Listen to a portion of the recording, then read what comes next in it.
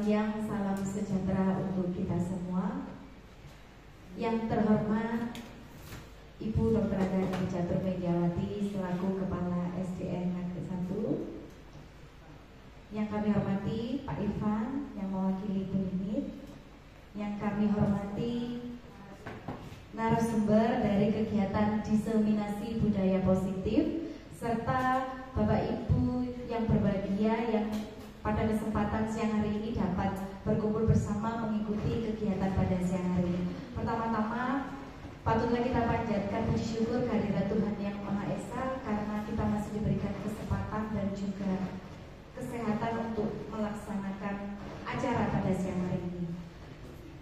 Untuk memperlancar acara pada siang hari ini, mari bersama-sama kita buka dengan bacaan basmalah. Bapak Ibu, pada kesempatan siang hari ini kita akan bersama-sama mendengarkan sedikit sambutan dari Pak Irfan yang mewakili dari pihak sekolah SDN Negeri 1 Batu. Pada Pak Irfan dipersilakan.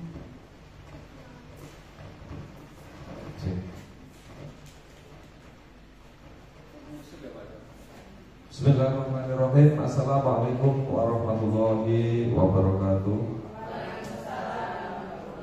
Yang terhormat Ibu Dr. Agani, yang terhormat Bapak Ibu tenaga pendidik dan kependidikan SDN Negeri 1 Batu, dan yang kami muliakan para narasumber Ibu Dini dan juga Ibu Setiawati. Puji syukur kehadirat Tuhan Allah SWT, kita diberikan kenikmatan bisa berkumpul bersama-sama dalam forum yang insya Allah dimuliakan oleh Tuhan Allah SWT. Pada kesempatan ini narasumber kita akan membagikan diseminasi tentang disiplin positif. Kita akan diajak sedikit berselancar membangun paradigma berpikir kita tentang bagaimana mewujudkan visi misi sekolah dengan berpijak pada kebijakan atau kebajikan yang sifatnya adalah universal, yang tidak diikat oleh norma-norma tertentu, tetapi secara universal, baik itu norma nilai-nilai secara agama, nilai-nilai secara sosial, nilai-nilai yang diyakini secara kebudayaan oleh masyarakat sekitar. Nah, ini adalah pijakan dari bagaimana membangun budaya positif. Pemateri ini jadi soal sih. Ya, jadi itu nanti kita akan diajak berpikir tentang itu, bagaimana mewujudkan visi misi sekolah itu, dan secara teknis nanti kita akan diajak bersama-sama oleh para narasumber kita ini tentang bagaimana membangun disiplin positif di sekolah melalui penerapan segitiga institusi, maupun juga bagaimana membangun keyakinan kelas ya, dan menyadarkan diri kita bahwa seperti apa sebetulnya kebutuhan akan murid-murid kita ya, kesejahteraan psikologis seperti apa yang dibutuhkan. Nah, ini adalah materi yang sangat penting saya kira untuk bisa bersama-sama kita ikuti dengan sungguh-sungguh, karena ini juga sangat efektif dan juga sangat operasional, dibutuhkan di ruang-ruang kelas Bapak Ibu semuanya. Oleh karena itu mohon berkenan nanti Bapak Ibu bisa mengikuti sampai selesai, jangan ada yang pulang duluan, karena ini momen yang sangat penting dan tidak semua mendapatkan kesempatan yang seperti ini.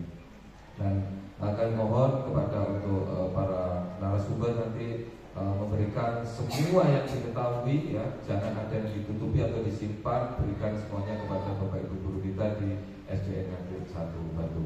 Saya kira itu. Terima kasih banyak atas perkenan dari narasumber dan perkenan dari Bapak Ibu semua untuk bersama-sama berkumpul dalam forum ilmiah pada kesempatan kali ini. Cukup sekian dari saya. Ihdinas siratal mustaqim. Assalamualaikum warahmatullahi wabarakatuh. Saya kembalikan ke pembawa acara. Terima kasih Pak Irfan untuk sambutannya pada siang hari ini. Dan saat ini kita akan sama-sama mendengarkan pemaparan dari narasumber kita, yaitu Ibu Setiawati dan juga Bu Hardini. Kepada beliau kami persilakan.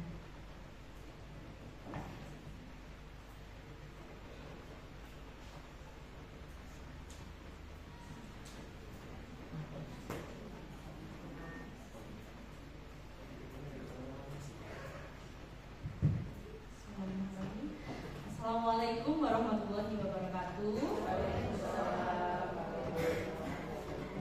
Semangat pagi. Pagi, luar biasa, tetap semangat. Yes. Harus tetap semangat pagi meskipun sekarang sudah siang menuju sore dan cuaca panas. Kita harus tetap bersemangat. Baiklah, pertama-tama kami ucapkan terima kasih kepada Bapak Ibu guru semuanya yang sudah hadir dalam kegiatan kami diseminasi budaya positif.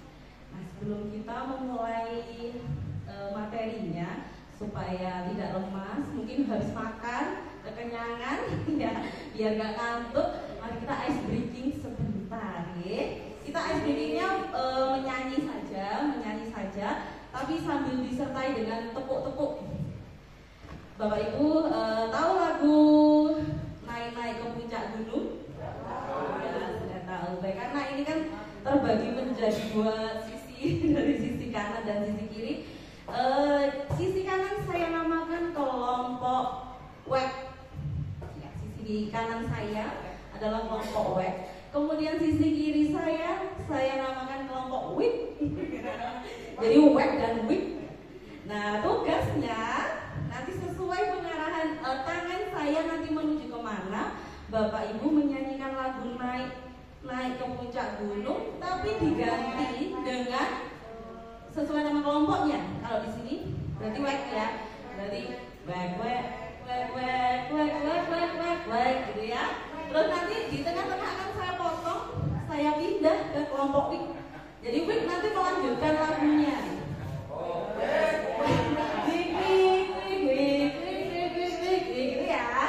Jadi sesuai dengan tanda dari saya. Bagaimana, sudah siap Bapak Ibu? Mana semangatnya? Tepuk semangat.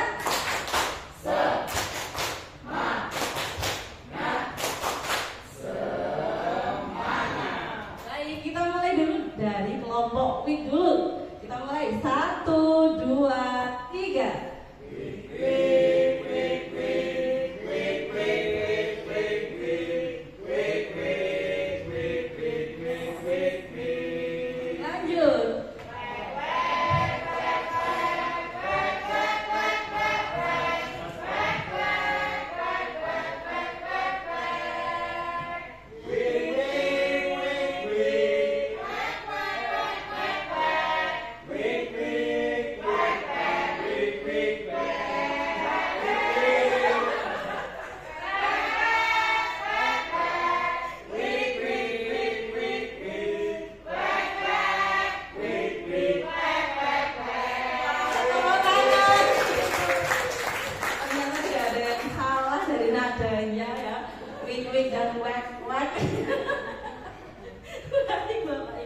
Terima kasih banyak, sudah sedikit melek ya, suaranya sudah keluar.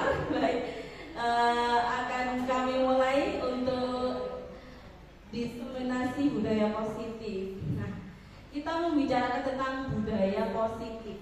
Menurut Bapak Ibu, budaya positif itu seperti apa ya Bapak Ibu?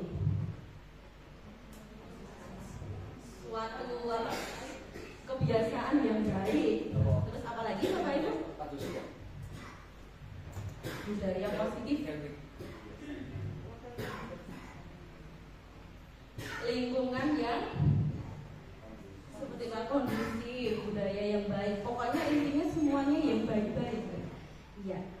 Terus sebelum kita memasuki materi selanjutnya, ini ada pertanyaan pemantik mengenai budaya positif atau disiplin positif.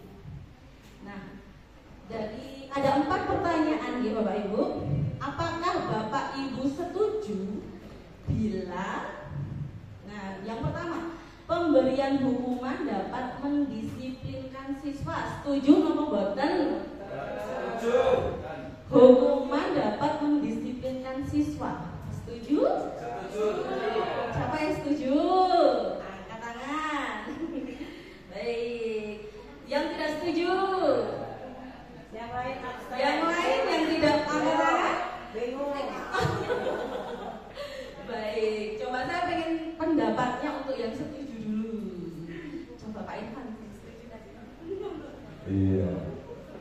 Iya, pemberian hukuman itu jelas bisa mendisiplinkan siswa, tetapi sifatnya adalah sementara.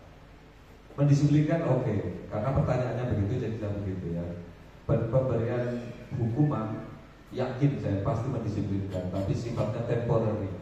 Nah itu nggak tahu nanti harapannya dari itu gimana sebetulnya disiplin yang bagaimana yang diharapkan. Tapi hukuman mampu mendisiplinkan siswa dengan tempo yang temporary saja itu. Ya itu. Terima kasih. Jangka pendek. Kemudian untuk yang tidak setuju, Bu Didit, kenapa tidak setuju Bu Didit? Terima kasih. Untuk mendisiplinkan siswa itu tidak harus dengan hukuman. Kita bisa mendisiplinkan siswa misalnya dengan kita sebagai teladan. Jadi kita memberikan contoh, oh ini loh sesuatu yang baik, ini sesuatu yang kurang baik. Jadi dari kita sebagai guru, karena guru itu orang tua, sosok yang selalu sebagai bintang filmnya siswa-siswi. Oleh karena itu tidak harus dengan hukuman. Terima kasih. Ada yang lain yang tidak setuju? Hukuman dapat mendisiplinkan siswa yang tidak setuju. Ada lagi Pak Obed, ngobrol. Untuk Pak Obed. Ya, terima kasih. Kalau zaman dulu bahasa hukuman itu sudah biasa. Dan di Indonesia Timur itu dikenal pakai boleh. Tapi itu sekarang ini mungkin bahasa hukuman itu tidak relevan lagi. Karena apalagi kalau sekolah kita sekolah mana ya, mungkin bahasa hukuman kok berdiri gitu ya. Jadi bagi saya itu mungkin hampir sama yang Pak Ipan itu hanya tujuan sebenarnya bahasanya hukuman sih, tapi ya mungkin berbeda. Hanya begitu bahasa hukuman itu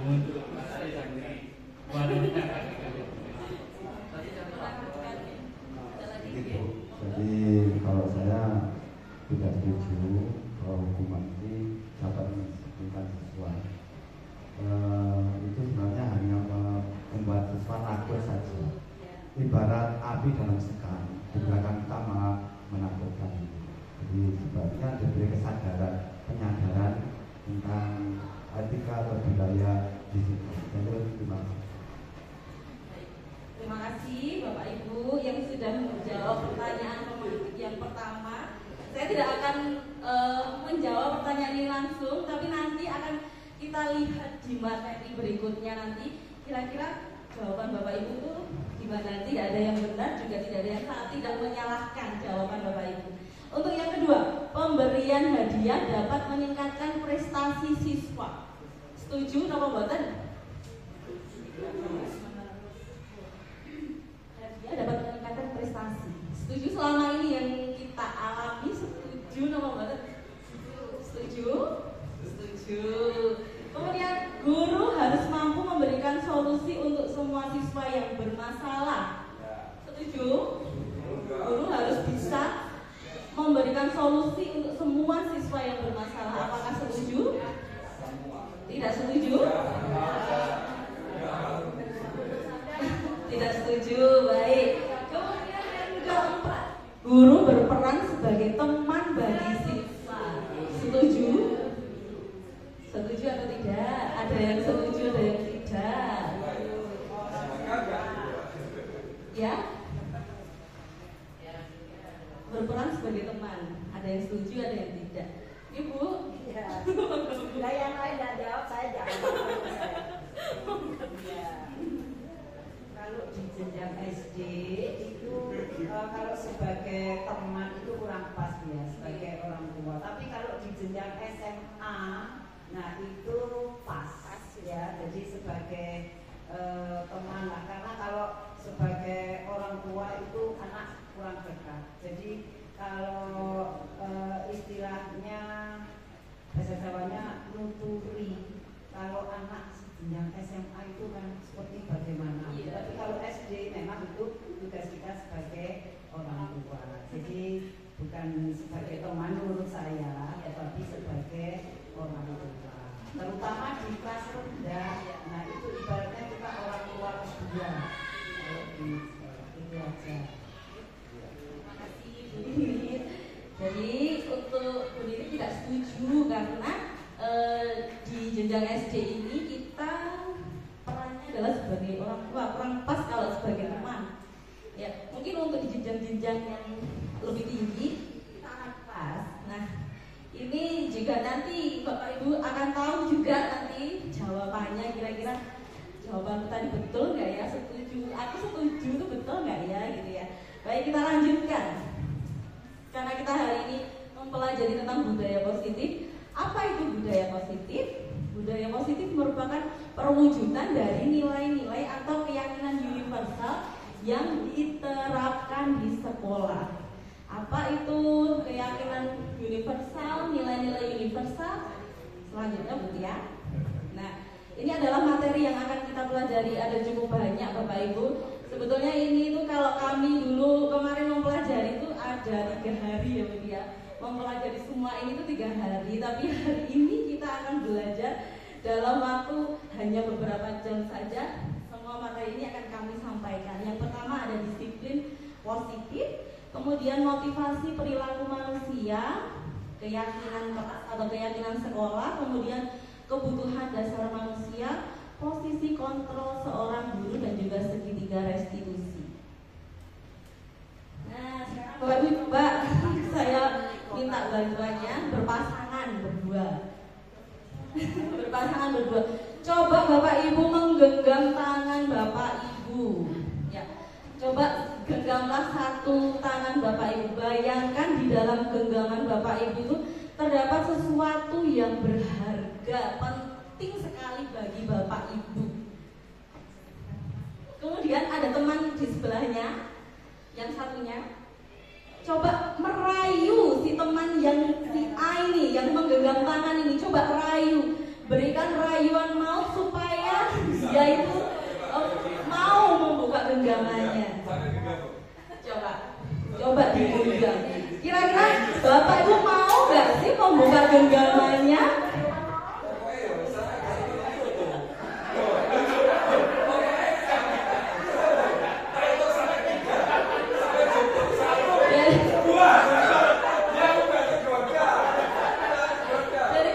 Digenggam sekuat tenaga, bayangkan itu sangat penting, kalau diambil itu bisa berbahaya gitu. Dan sedangkan teman Bapak Ibu itu merayunya juga sekuat tenaga, dia memberikan seluruh rayuan-rayuannya supaya Bapak Ibu bisa membuka genggamannya. Bagaimana kira-kira? Coba ya, saya pengen tahu yang belum. Pak Sudarmawan, kira-kira mau membuka genggaman apa enggak Pak? Sudah membuka Pak? Iya, karena dirayu apa kan Pak? Ternyata diancam oleh temannya, jadi akhirnya buka gitu ya. Baik, kalau Bumi berhasil dibuka apa tidak? Tidak, kenapa Pak tidak dibuka Bumi? Kenapa? Tidak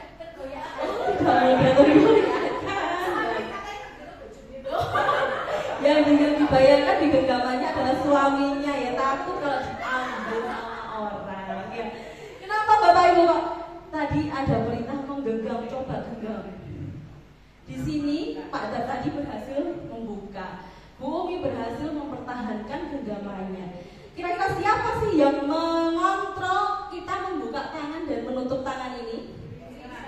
Diri kita sendiri. Nah, jadi seperti itu Bapak Ibu. Jadi ini adalah kita awali ya dari permainan menggenggam tangan. Nah, kita akan belajar tentang perubahan paradigma teori kontrol. Jadi awal jangan sampai salah. Ya. Kalau dulu adalah teori stimulus respons, sekarang kita akan berubah paradigma menjadi teori kontrol, yaitu oleh Dr. William Glasser. Ya. Pergeserannya yaitu ilusi guru mengontrol murid. Ya. Ilusi guru mengontrol murid. Nah, apakah sekarang masih ada guru mengontrol murid itu? Ada apa tidak Bapak? Bapak Ibu di kelas mengontrol muridnya apa enggak? Ya. Kemudian ada ilusi bahwa semua penguatan positif, efektif dan bermanfaat. Ya apa enggak? Semua penguatan positif itu akan bermanfaat dan efektif. Ya. Kemudian ilusi bahwa kritik dan membuat orang merasa bersalah dapat menguatkan karakter. Tidak. Ilusi bahwa orang dewasa memiliki hak untuk memaksa. Boleh? Tidak. Itu adalah pergeseran antara paradigma stimulus respon dan ke teori kontrol. Contohnya di halaman selanjutnya ya. Nah, ini bagaimana sih seseorang itu bisa berubah paradigma? Kalau dulu kita menganggap bahwa kebutuhan kita itu sama. Nah, itu di teori stimulus respon. Padahal sebenarnya kan kebutuhan setiap orang itu berbeda-beda ya. Jadi kita berubah menjadi teori kontrol, yaitu kebutuhan kita berbeda. Kemudian kalau respon dulu, stimulus respon, semua orang melihat hal yang sama. Kita berpikirnya semua orang sama, melihat hal yang sama. Padahal setiap orang itu memiliki gambaran yang berbeda.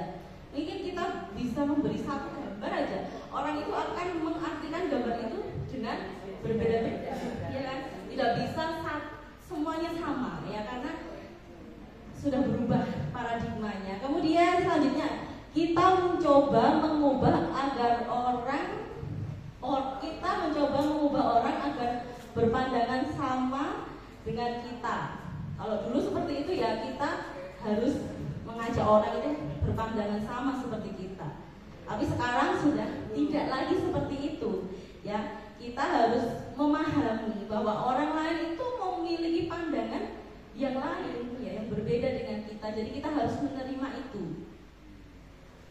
Selanjutnya, perilaku buruk dilihat sebagai suatu kesalahan, ya. Betul kan Bapak Ibu? Kalau orang berperilaku buruk itu adalah sebuah kesalahan. Seperti itu kalau teorinya stimulus respon. Kalau di teori kontrol, semua perilaku itu memiliki tujuan. Jadi meskipun ada yang berperilaku buruk, itu tidak selalu salah, bukan selalu kesalahan. Dia pasti punya alasan kenapa kok melakukan hal tersebut. Kemudian untuk orang lain bisa mengontrol saya. Untuk teori kontrolnya hanya Anda yang bisa mengontrol diri Anda. Seperti tadi permainan menggenggam tangan, ya. Orang lain bisa mengontrol Anda? Tidak kan? Dan hanya Bapak Ibu sendiri yang bisa mengontrol dirinya sendiri-sendiri. Kemudian saya bisa mengontrol orang lain. Apakah bisa? Tidak bisa Bapak Ibu, ya. Anda tidak bisa mengontrol orang lain. Kemudian pemaksaan ada pada saat bujukan gagal. Itu teori yang dulu. Teori yang kontrolnya kolaborasi dan konsensus menciptakan pilihan-pilihan baru. Kemudian ada model berpikir menang atau kalah. Jadi sekarang kita tidak boleh berpikir menang dan kalah, harus berpikirnya menang dan menang. Selanjutnya yaitu tentang disiplin positif. Disiplin positif itu adalah cara untuk menerapkan disiplin yang bertujuan untuk menumbuhkan kesadaran kita serta memberdayakan anak untuk melakukan sesuatu tanpa serogokan, ancaman maupun hukuman. Jadi kita menciptakan suasana lingkungan yang menghilangkan, sebisa mungkin menghilangkan ancaman, hukuman itu. Kenapa kok ancaman hukuman harus dihilangkan?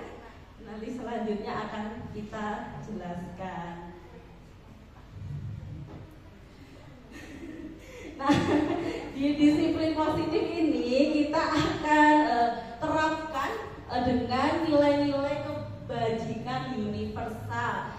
Nilai-nilai ini kita ambil dari 6 dimensi profil pelajar Pancasila yang beriman dan bertakwa, kemudian berkebinekaan global, bergotong royong, mandiri, bernalar kritis, dan kreatif. Seperti ini adalah nilai-nilai kebajikan Bapak Ibu.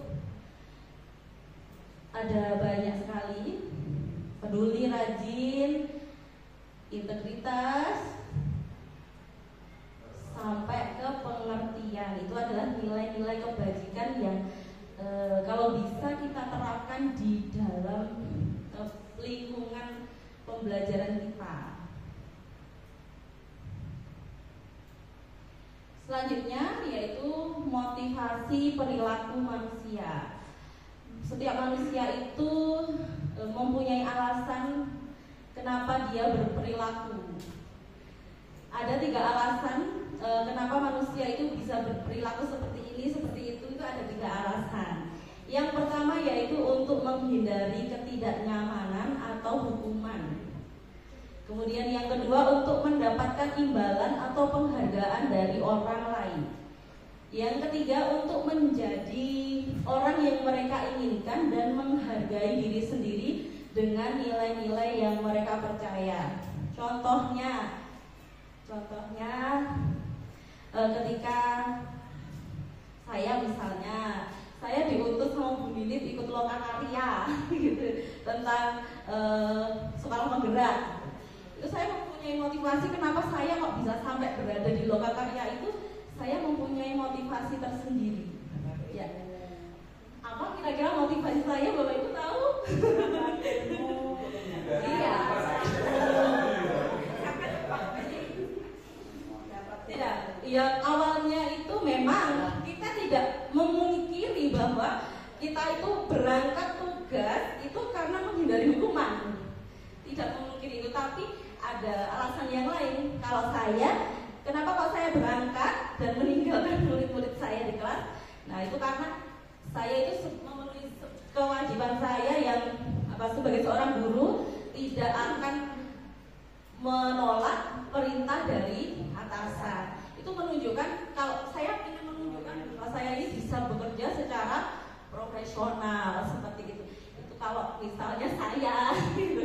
Kalau Bapak Ibu misalnya ada kegiatan apa pasti mempunyai alasan-alasan tersendiri, mempunyai motivasi dalam melakukan sesuatu. Mungkin pengen mendapatkan imbalan. Kalau saya ikut pelatihan, kadang kan juga kita pengen dapat sertifikat, itu kan ya, itu kan sebagai imbalan atau penghargaan. Itu juga bisa jadi motivasi kita mengikuti suatu kegiatan. Jadi ada berbagai macam alasan kita untuk melakukan sesuatu. Contohnya sekarang saya pengen tanya ke Bapak Ibu, motivasi Bapak Ibu menghadiri kegiatan ini apa ya? Iya, mendapatkan ilmu tentang budaya positif. Karena ini waktu saya pelajari tentang budaya positif ini memang ini sepertinya sangat perlu dibagikan kepada teman-teman. Jadi untungnya ini ada tugas Bapak Ibu. Jadi tugas aksi nyata ini adalah kegiatan aksi nyata. Sebelumnya memang saya berpikir, mungkin saya bisa sharing ke teman-teman waktu kombel gitu. Mungkin sharingnya hanya ke fase A. Ternyata ada tugas, memang ini tugas dari LMS-nya, kita harus sharing. Dan sama Bu Tia, gimana Bu Tia? Kita kolaborasi aja, kita undang semua guru biar semuanya tahu. Ternyata setelah mempelajari ini Bapak Ibu jadi apa ya? Kita mengoreksi diri kita sendiri gitu sebagai seorang guru gitu. Begitu. Apakah kita itu selama ini sudah menciptakan budaya yang positif bagi anak-anak atau belum gitu di kelas? Jadi kita mengoreksi diri kita. Saya juga ternyata banyak salahnya. Jadi selama mengikuti guru pembina ini selama 2 bulan ini, jadi saya sedikit itu memperbaiki kesalahan yang dulu sering saya lakukan. Jadi tahu ternyata begini, kita harus memperlakukan anak tuh begini. Jadi saya sudah mulai memperbaikinya, dan itu mau Yang kami inginkan adalah mengajak Bapak Ibu juga untuk berubah menjadi yang lebih baik lagi, yang menghamba pada anak gitu ya, melaksanakan pembelajaran yang menghamba pada anak. Lanjut Bu Tia. Baik, selanjutnya materi tentang hukuman, konsekuensi dan restitusi. Ini bagi saya ini sangat menarik dan sangat penting sekali. Hukuman itu adalah suatu identitas yang gagal. Kemudian konsekuensi dan restitusi itu merupakan identitas yang sukses. Kenapa bisa begitu? Seperti yang dijawab Pak Irfan tadi, hukuman itu hanya bersifat sementara. Anak kita hukum, ya udah, habis itu dia disiplin sebentar, habis itu ya nanti lain waktu diulangi lagi, gitu ya. Karena hukuman ini hanya bersifat satu arah. Hukuman itu dari kita saja kan, bukan kesepakatan kita dengan anaknya kan, ya seperti itu. Kemudian kalau konsekuensi itu sesuatu yang harus terjadi. Jadi kita ada kesepakatan dengan si anak, ya. Jadi anak memang awalnya tidak nyaman, tapi kemudian dalam jangka waktu pendek tidak nyaman, tapi dia akan menyadari sendiri bagaimana kesalahannya itu nanti. Karena dia ingat, oh kemarin saya sudah sepakat dengan guru saya, kalau saya misalnya terlambat saya disuruh ini. Kemudian yang ketiga, restitusi. Nah, ini restitusi adalah pilihan yang terbaik Bapak Ibu untuk melakukan jika anak itu berbuat kesalahan, restitusi adalah solusinya. Ya. Ini perbedaannya antara hukuman, konsekuensi dan restitusi. Hukuman itu bersifat tidak terencana atau tiba-tiba. Kadang kita ketemu anak yang salah langsung dimarahi, kan tiba-tiba gitu ya. Kemudian bersifat satu arah, berupa fisik maupun psikis. Anak disakiti melalui perbuatan dan kata-kata. Itu akan mengenanya jangka panjang ini Bapak Ibu. Kemudian untuk konsekuensi, ini sudah terencana, sudah disepakati, sudah dibahas dan disetujui. Kemudian bentuk konsekuensi dibuat oleh pihak guru. Sedangkan untuk restitusi, proses menciptakan kondisi bagi murid untuk memperbaiki kesalahan mereka sehingga mereka bisa kembali pada kelompok mereka dengan karakter yang lebih kuat. Secara kita tanpa kita sadari Bapak Ibu, hukuman, konsekuensi, restitusi dulu, pengalaman dulu waktu kita sekolah masih waktu SD atau SMP itu ternyata terbawa Bapak Ibu sampai sekarang itu. Ya pengalaman mungkin dulu pernah dihukum gurunya.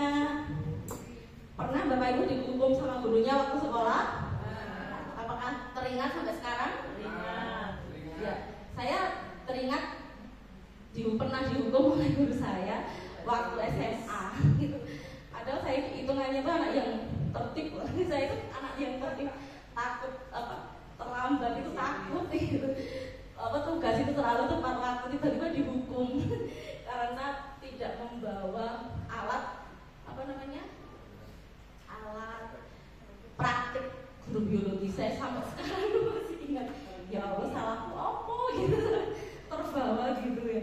Apakah Bapak Ibu pernah waktu SD mungkin SMP yang dihukum oleh gurunya? Boleh bisa bercerita? Monggo Pak Ubed mau bercerita? Monggo Pak.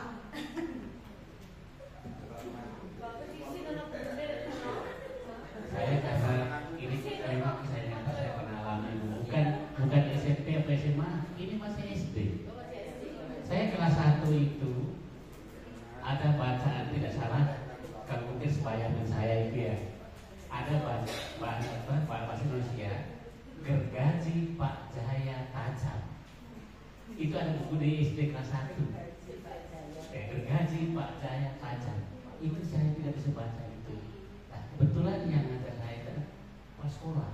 Terangkat di kelas 1 dan kelas 2 kan biar jam.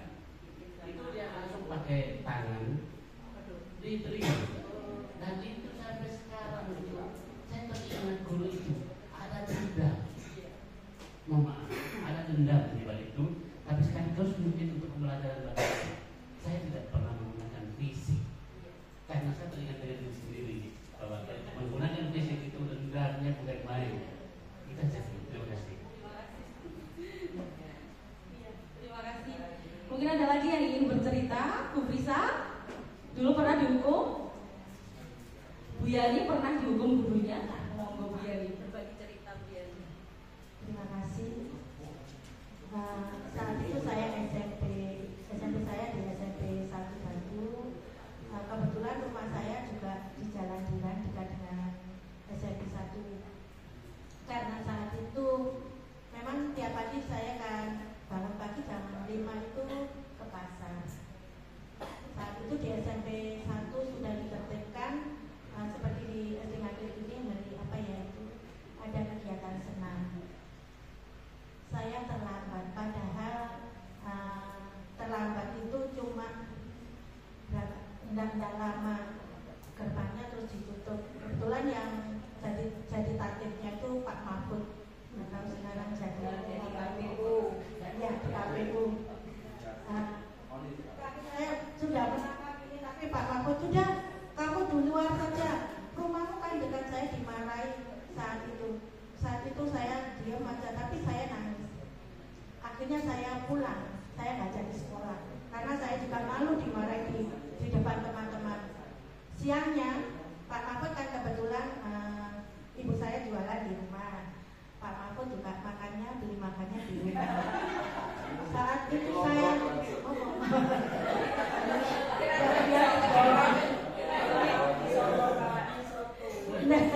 biasanya kan kalau ada sayur selada itu Pak Mahfud, ayo sambelan dok, ada ayu.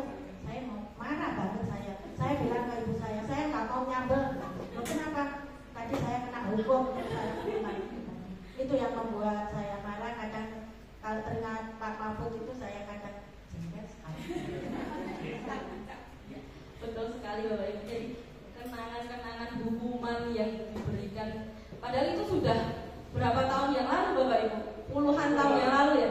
Ternyata sampai sekarang detik ini pun masih membekas di hati kita ya, terngiang-ngiang. Oleh karena itu kita sebagai seorang pendidik benar-benar harus berhati-hati sekali dalam menyelesaikan permasalahannya siswa.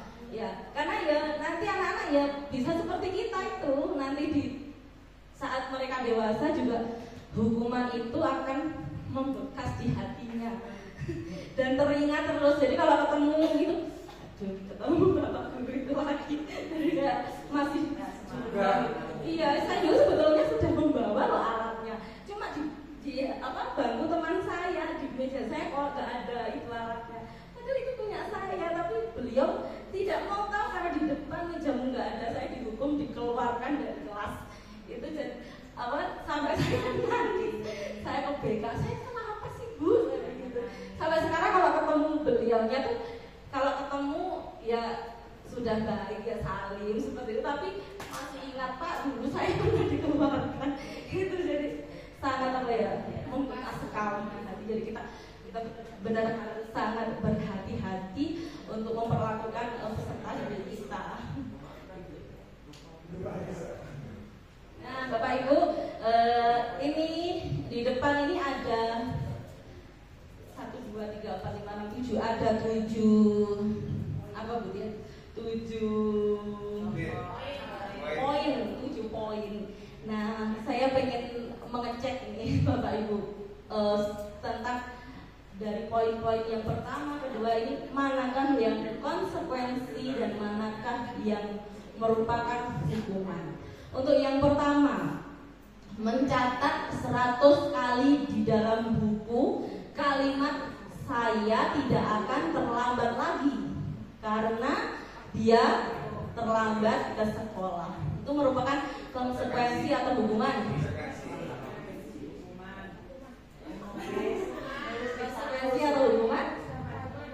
Ada yang nggak seperti, ada yang disimpan dulu jawabannya. Kemudian yang kedua, lari mengelilingi lapangan basket 2 kali karena terlambat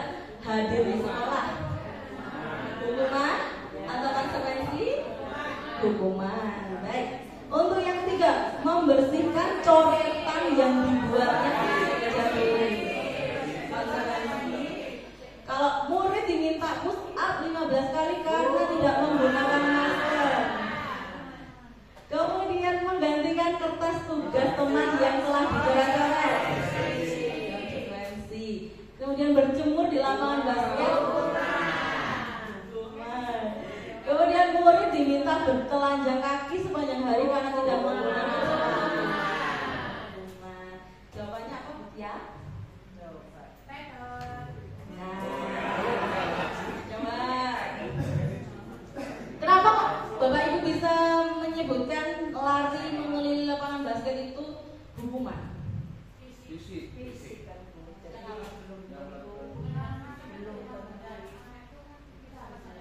Karena sifatnya tadi kan mendadak juga bisa. Ya. Sifatnya mendadak. Satu akal. Pertama fisik, kemudian sifatnya mendadak gitu ya. Terus kenapa kok ini menggantikan kertas tugas teman yang telah dicoret-coret merupakan konsekuensi? Ada unsur tanggung jawab. Iya, ada unsur tanggung jawabnya. Jadi konsekuensi atau hukuman ini bisa kita lihat dari kalau dia itu kalau fisik seperti itu sudah jelas itu merupakan hukuman yang membuat anaknya jadi apa? Kayak tersakiti sekali itu. Itu ya, itu berarti hukuman. Kalau konsekuensi dia itu bertanggung jawab terhadap apa yang dilakukan. Jadi kayak misalnya Pak Budi menyuruh dua anak muridnya untuk duduk di pinggir lapangan karena dia waktu diajar olahraga dia itu bertengkar dengan temannya. Itu merupakan konsekuensi atau hukuman? Iya, disuruh tidak ikut pelajaran olahraga duduk di pinggir seperti itu. Konsekuensi atau hukuman? Itu adalah konsekuensi karena masih ada hubungannya dengan kedisiplinnya saat olahraga. Kemudian ada anak yang disuruh lari keliling lapangan 3 kali karena dia merusak bola waktu pelajaran voli. Itu konsekuensi atau hukuman?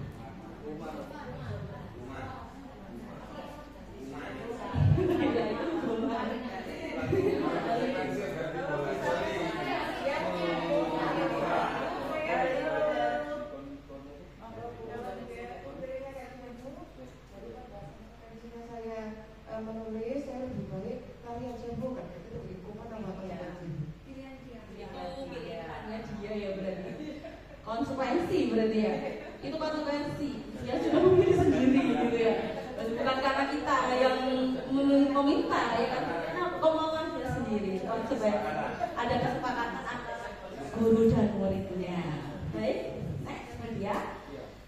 Nah, Bapak Ibu, tadi kita sudah membahas tentang hukuman, konsekuensi dan restitusi. Sekarang kita akan membahas tentang penghargaan. Bapak Ibu, apakah senang mendapatkan penghargaan? Kebanyakan kalau kita dapat penghargaan itu bangga, senang sekali ya. Ternyata penghargaan itu tidak selalu baik. Ya, penghargaan itu tidak selalu baik. Di sini ada materi tentang dihukum oleh penghargaan.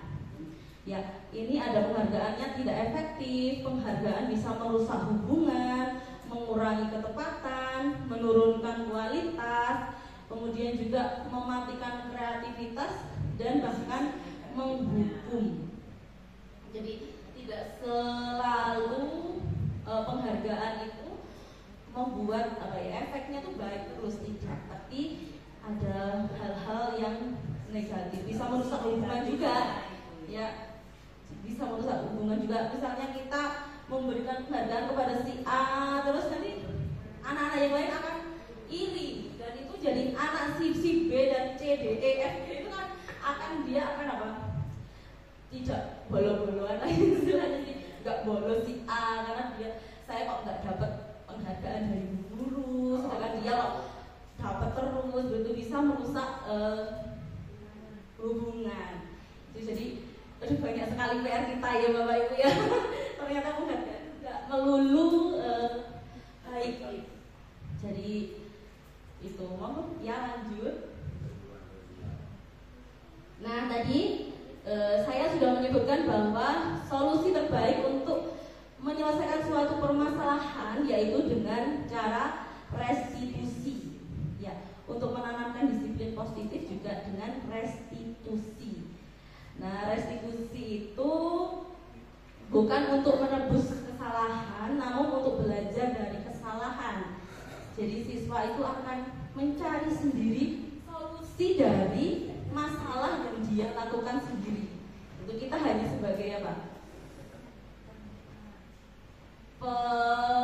Fasilitator ya.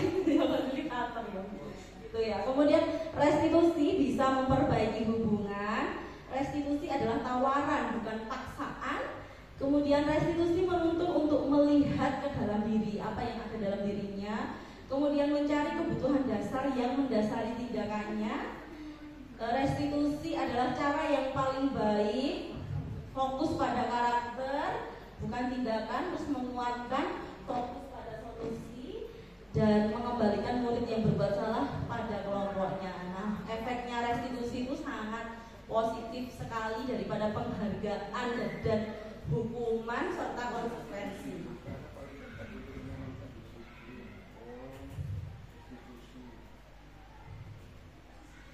Next, yaitu keyakinan kelas. Mengapa kita harus membuat keyakinan kelas, Bapak Ibu? Kok bukan peraturan? Sudah membuat belum Bapak Ibu di kelasnya? Sudah? Harusnya sudah diajak sama Pak Irfan beberapa bulan yang lalu. Kita sudah diajak sama Pak Irfan untuk membuat keyakinan kelas waktu di awal-awal tahun ajaran kemarin. Sudah membuat semuanya? Nah, kita membuat keyakinan kelas itu kita harus tahu kenapa sih kok kita harus membuat keyakinan kelas. Kok tidak peraturan saja? Kenapa Bapak Ibu? Kenapa? Keyakinan itu kesepakatan ya dua arah antara guru dan muridnya. Kalau peraturan, iya peraturan hanya guru saja atau sekolah saja yang membuat anak harus patuh. Kalau keyakinan kan dibuat oleh anak sendiri, dibuat bersama-sama sama guru juga. Iya. Nah, coba Bapak Ibu jawablah pertanyaan ini. Mengapa kita memiliki peraturan tentang penggunaan helm pada saat mengendarai kendaraan roda 2? Mengapa? Apa? Untuk keamanan. Selanjutnya, mengapa kita memiliki peraturan tentang penggunaan masker dan mencuci tangan setiap hari? Kebersihan dan kesehatan. Apa Bu Tia jawabannya Bu Tia? Nah, yang pertama, kemungkinan jawaban keselamatan, betul? Terus yang kedua, kesehatan atau keselamatan. Nah, Bapak Ibu tadi menjawab pertanyaan itu dan jawaban Bapak Ibu itu adalah suatu keyakinan Bapak Ibu yang merupakan suatu nilai-nilai kebajikan. Tadi sudah ada kan nilai kebajikannya ya, yang disepakati bersama secara universal. Satu dan orang lain pasti tadi jawabannya sama kan? Ya, itu adalah nilai universal yang sudah disepakati bersama.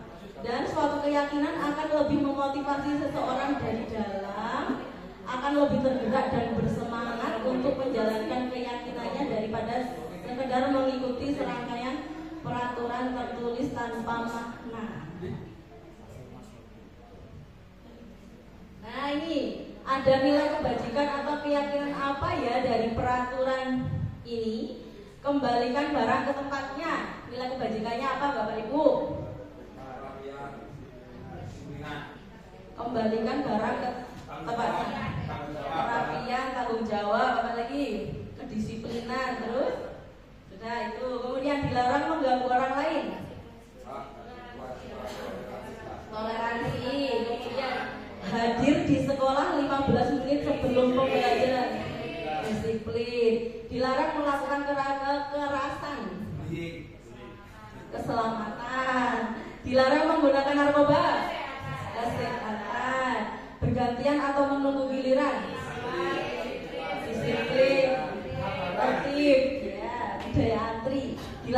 rokok? Kesehatan. Gunakan masker. Berjalanlah di kelas dan koridor. Keamanan. Bagaimana Mutia? Sama dengan jawabannya Pak Ibu? Berarti ini adalah suatu nilai yang sudah kita sepakati bersama, karena jawabannya sama semuanya. Sudah tertanam di kita, sudah secara tidak langsung sudah melaksanakan keyakinan ya, ini keyakinan bersama. Lanjut ya.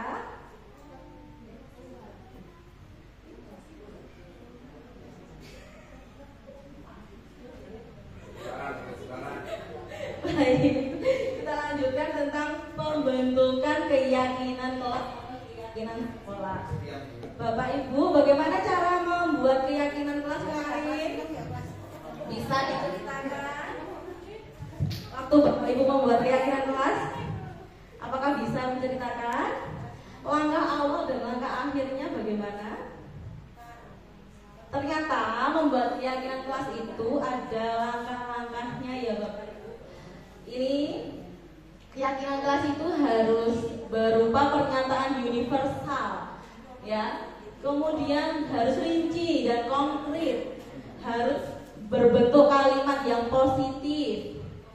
Kemudian tidak terlalu banyak, mudah diingat. Kemudian semuanya harus berkontribusi dan menyetujui keyakinan kelas tersebut.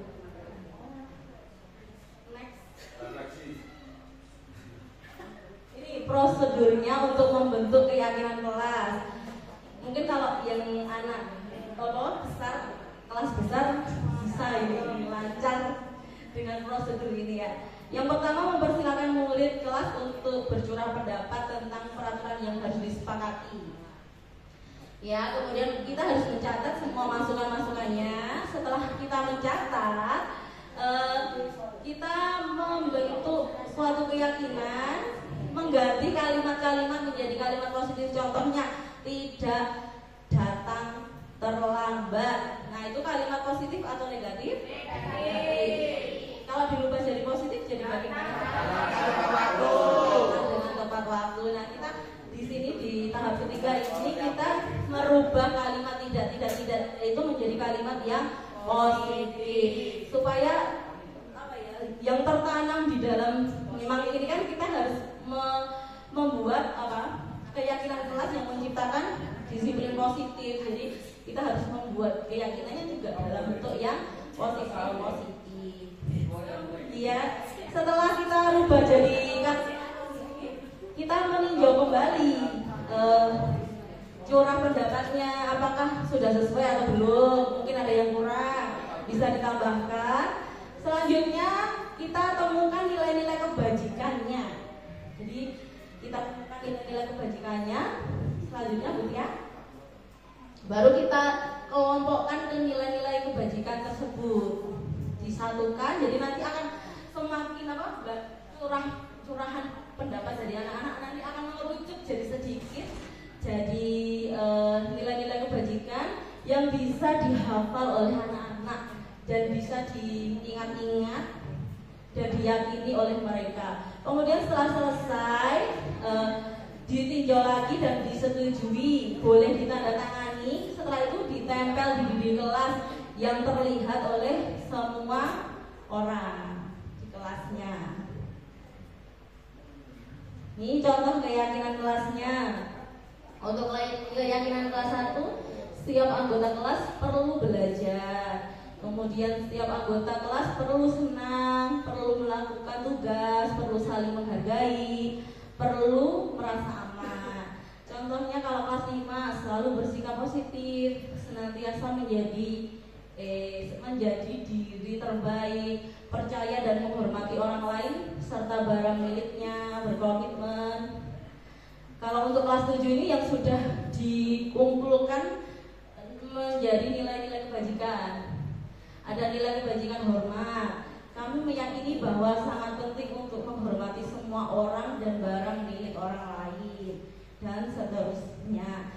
Ini adalah contoh keyakinan kelas. dan saya juga harus merubah kelas yang saya buat. Untuk kelas 1, kelas 2 mungkin kan anak-anak masih bingung kalau menulis-nulis, itu bisa kita menggunakan gambar. Kita sediakan gambar, anak-anak gimana datang tepat waktu gambarnya, terus memakai seragam sesuai jadwal, itu kita gambar-gambar untuk kelas rendah, keyakinan kelasnya. Jangan lupa disepakati oleh semua anak-anak. Kalau di kelas 1 sudah dikasih cap jempol kemarin, kelas 1 sudah tanda tangani oleh jempolnya anak-anak kemarin di kelas 1. Selanjutnya Bu Tia.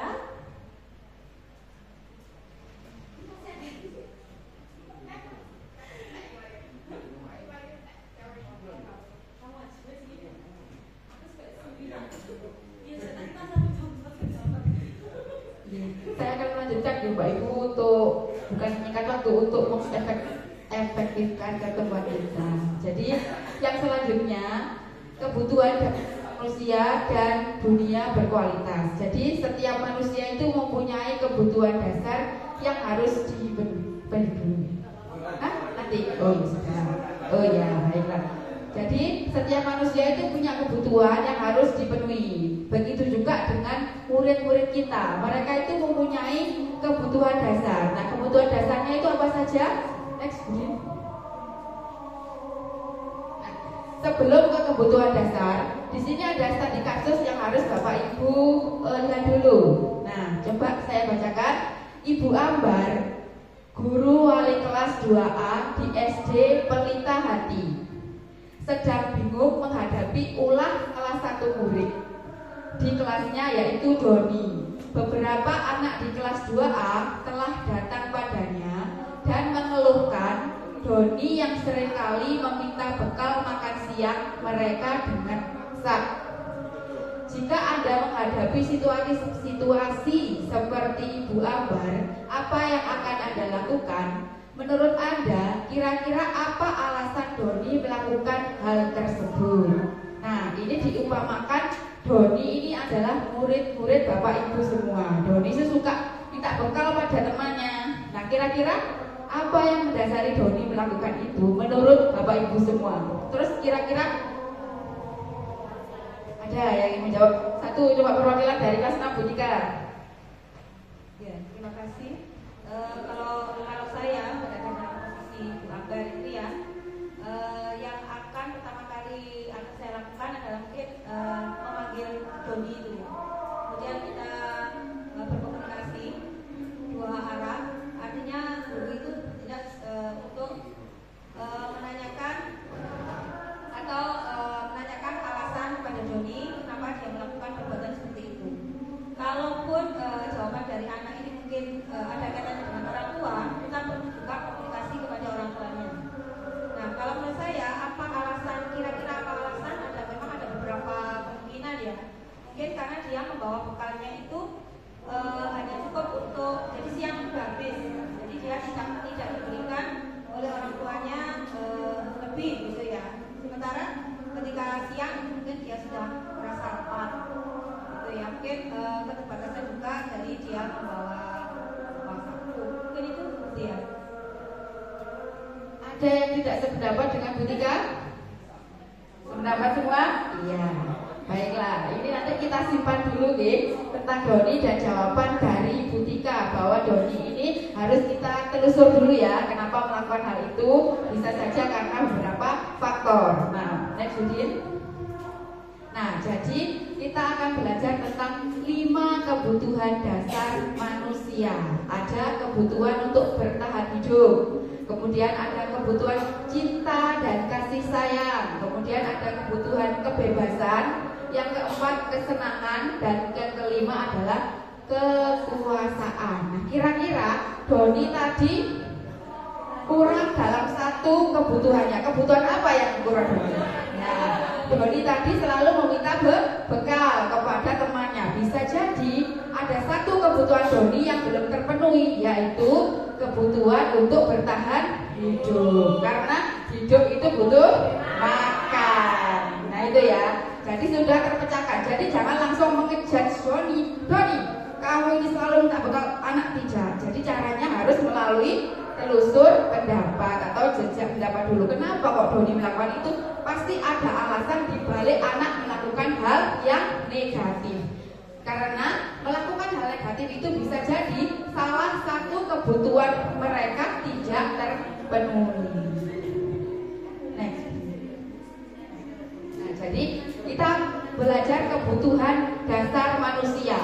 Semua orang itu senantiasa butuh untuk memenuhi kebutuhannya dengan berbagai cara. Cara apapun akan ditempuh untuk memenuhi kebutuhan dasar itu sendiri. Bila mereka tidak bisa mendapatkan kebutuhannya dengan cara yang positif, mereka akan melakukannya dengan cara yang negatif. Nah, jadi jangan heran apabila di kelas ada siswa tiba-tiba jahil sama temannya. Temannya mengerjakan didorong, temannya mengerjakan diganggu. Nah, bisa jadi ada satu kebutuhan yang belum terpenuhi. Kira-kira apa sih kalau ada anak jahil aja di kelas? Kebutuhan apa yang belum terpenuhi? Kasih sayang. Jadi jangan semena-mena langsung kita marah, kita tidak. Bisa jadi anak itu kurang perhatian. Dia tidak bisa mendapatkan perhatian dengan cara positif. Dia melakukan hal yang negatif. Begitu ya. Jadi semua yang dilakukan siswa ada dasarnya. Tidak semata-mata anak itu adalah anak yang nakal. Jadi tidak ada kata-kata anak nakal. Yang ada mereka butuh perhatian. Itu yang kedua, seorang murid yang tidak begitu berhasil secara akademik, mungkin kebutuhan penguasaannya tidak terpenuhi di sekolah.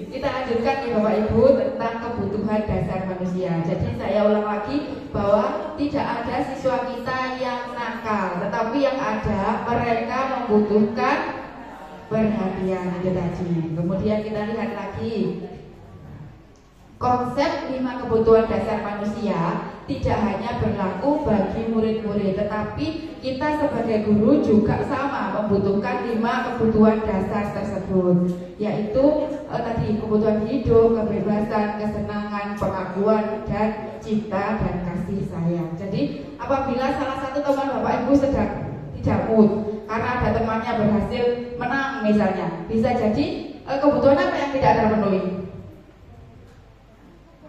Tolong beri kebutuhannya ditampilkan dulu. Nah, kira-kira apa? Ada temannya yang berhasil meraih sesuatu. Oh, kok satu teman ini merengut aja sepanjang hari. Kira-kira apa? Yang kebutuhan apa yang belum didapatkan? Kesenangan. Apa yakin? Temannya ini baru mendapatkan sesuatu yang wow. Jadi mereka juga membutuhkan kesenangan. Bisa jadi kebutuhan kesenangan dari seorang guru itu belum terpenuhi. Jadi kalau ada temannya merengut itu jangan langsung ditegur, tetapi oh bisa jadi ini kebutuhannya belum terpenuhi, belum senang kata ini. Mari kita bersenang-senang.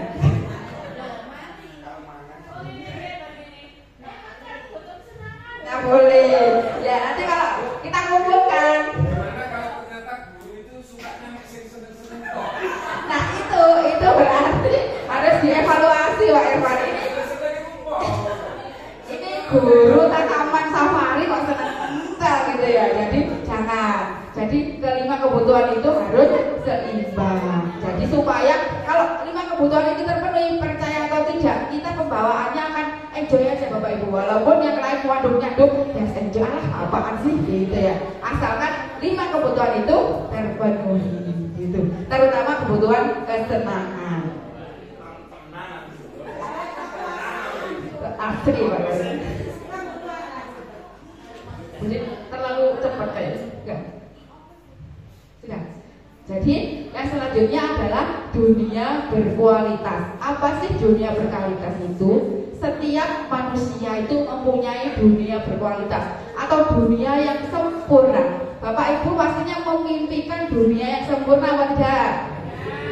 Bukan dunia yang kita jalani sekarang, tapi pasti semua punya angan-angan. Oh, aku pengen ini, aku pengen itu, aku inginnya pergi ke sana, pergi ke sini. Itu semua adalah dunia berkualitas yang membuat orang itu merasa sangat senang, bahagia. Pokoknya dunia berkualitas itu membuat kita menjadi bahagia, happy gitu ya. Itu namanya dunia berkualitas.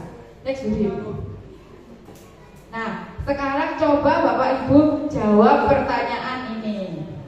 Siapa orang-orang yang penting dalam hidup Anda? Siapa orang-orang yang penting dalam hidup? Ada yang keluarga, ada yang menjawab yang selain keluarga. Siapa orang-orang penting dalam hidup Bapak Ibu? Orang tua. Nah, semuanya punya dunia berkualitas yang berbeda-beda. Tidak bisa disamakan. Ada yang senangnya dengan orang tua, keluarga, teman. Itu semua dunia berkualitas yang Bapak Ibu inginkan, gitu, okay? Nilai-nilai kebijakan apa yang terpenting dalam hidup Anda? Kejujuran, jangan menyakiti orang. Nilai kebijakan yang penting untuk hidup Bapak Ibu, ya, jujur, tanggung jawab. Nah, setia, wati. Yang bagus-bagus. Nah, itu adalah dunia berkualitas yang ingin Bapak Ibu punya. Bapak Ibu ingin di dalam lingkungan yang penuh tanggung jawab, penuh kejujuran, gitu. Jadi kalau Anda menjadi orang yang ideal, karakter atau sifat apa yang Anda paling inginkan pada diri Anda? Karakter seperti apa yang paling diinginkan ada pada diri Bapak Ibu? Baik, apa? Banyak ya, harus lengkap.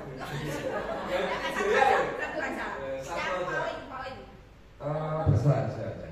Oke, kita lihat aja ya, bersahaja. Kalau Bu Isa bisa santun.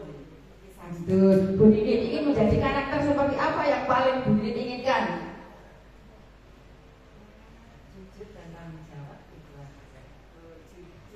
dan tanggung jawab. Kalau Pak Susi ya, Pak Susi. Saya tuh pengen jadi orang yang disiplin. Tapi kok susah ya? Nah, semua punya karakter idamannya masing-masing. Ada yang ingin jadi disiplin, ada yang jadi tanggung jawab. Semua itu adalah dunia berkualitas yang sebenarnya ingin Bapak Ibu wujudkan gitu. Jadi apa pencapaian Anda yang paling Anda banggakan untuk saat ini? Pencapaian paling membanggakan. Dan pencapaian apa? Menjadi seorang guru. Pak Endra. Pencapaian apa yang sudah pernah Pak Endra banggakan?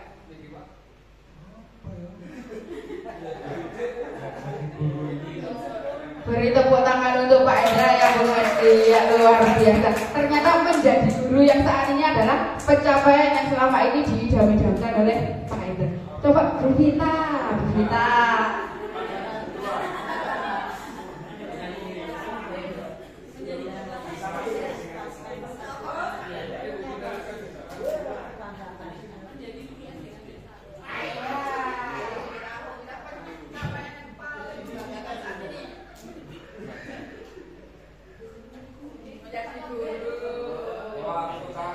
Tepuk tangan lagi, berarti Bu Vita sudah ideal pencapaian. Kalau Bu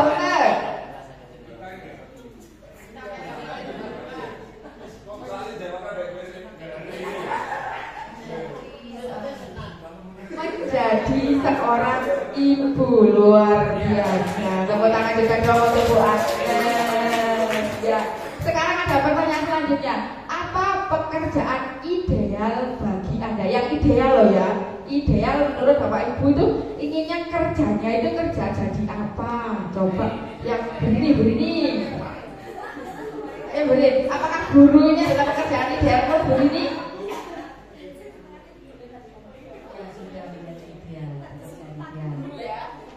Guru ini adalah guru ya, ini mantap, berarti sudah luar biasa. Kalau Bu ini kira-kira dulu ini jadi kepala sekolah nggak ya? Mari kita tanyakan.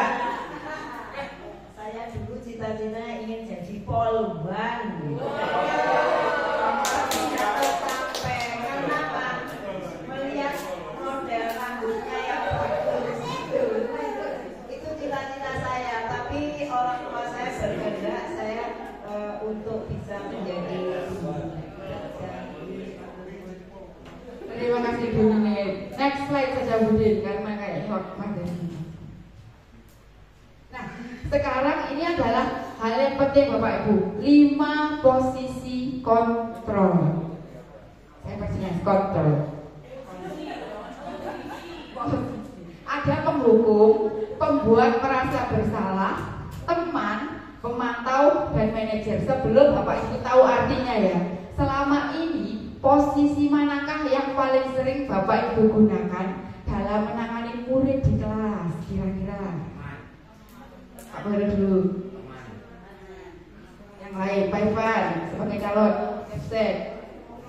Semua sudah saya lakukan dulu. Bikin malu, ada anak di depan pernah saya lakukan semua. Tapi yang paling sering saya jadi manajer. Kalau kepala sekolah kalau jawabannya penghukum, waduh bisa di-blacklist. Kayak intermezzo. Kalau Pak Budi sebagai guru olahraga, posisi kontrol apa yang paling dilakukan Pak Budi dalam menangani masalah? Ya, saya teman itu. Ya. Burini. Ya, kan kelas atas dan kelas bawah kan saya tanya, apakah sama perlakuannya pada siswanya?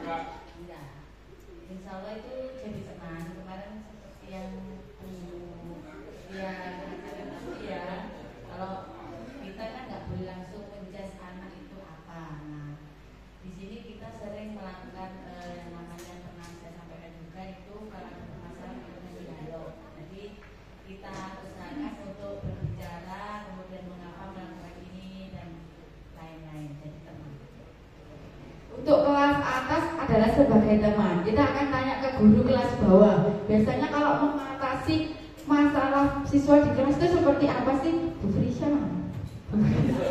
Bu Frisya?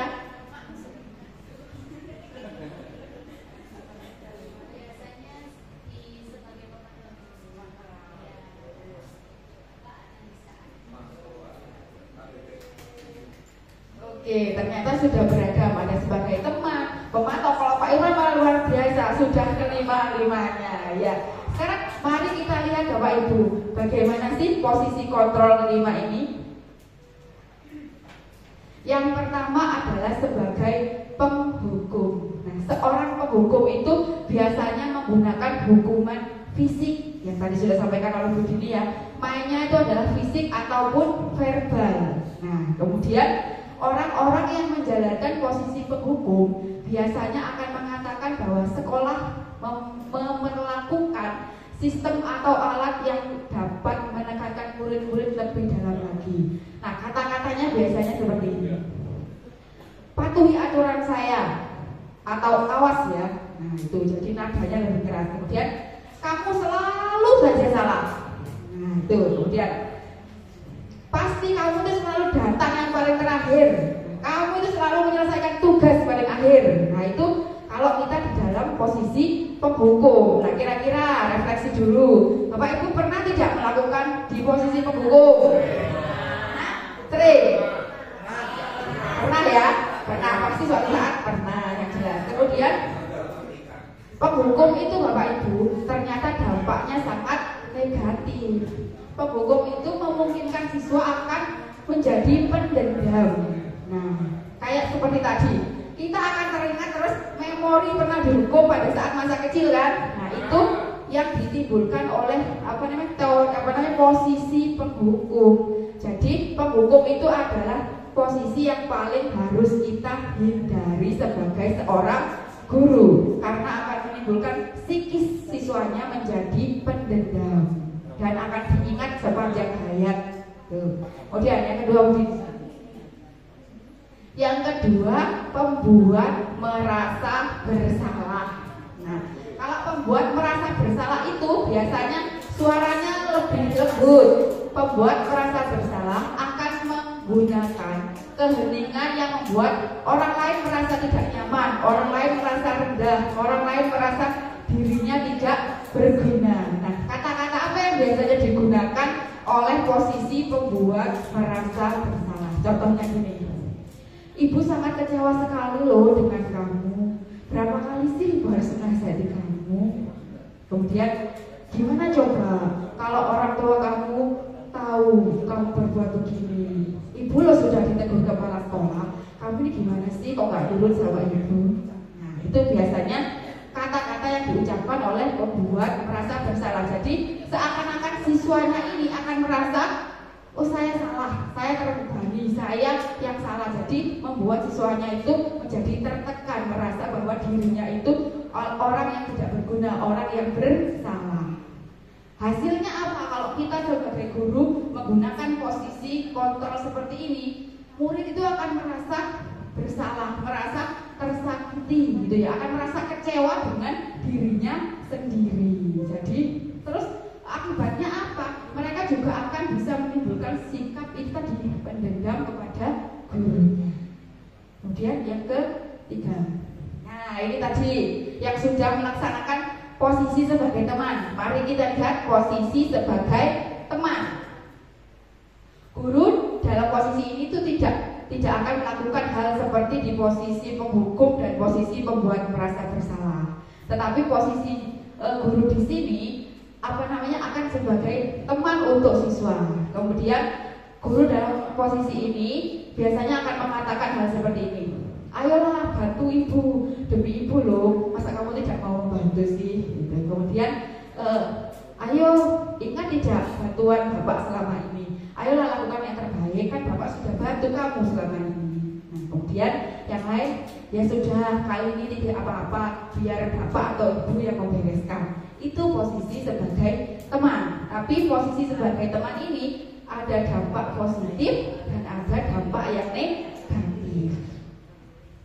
Positifnya apa? Positifnya kita bisa lebih dekat dengan siswa, karena siswa tidak merasa terbebani, tersakiti, dan tidak akan menendam.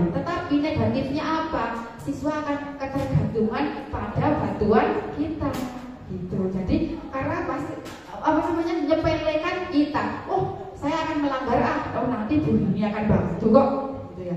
Oh saya akan melanggar, oh nanti Bu Agnes akan bantu. Nah itu jadi murid itu akan menyepelekan. Kemudian posisi yang keempat, pemantau. Tadi Bu Prisya ya di posisi sebagai pemantau. Mari kita lihat. Nah, kalau posisi pemantau itu berarti kan mantau. Mantau itu kan berarti mengawasi. Nah, dalam posisi pemantau itu, guru itu bertanggung jawab atas perilaku orang-orang yang diawasi. Jadi memang cocok ya untuk kelas 2 dan kelas 1 di posisi pemantau. Kemudian posisi pemantau itu didasarkan pada peraturan-peraturan dan pada konsekuensi. Jadi masih terikat pada peraturan dan terikat pada konsekuensi. Kemudian apa kata-kata yang sering diucapkan di posisi pemantau biasanya seperti ini. Peraturannya apa sih nak? Kemudian apa sih yang telah kamu lakukan?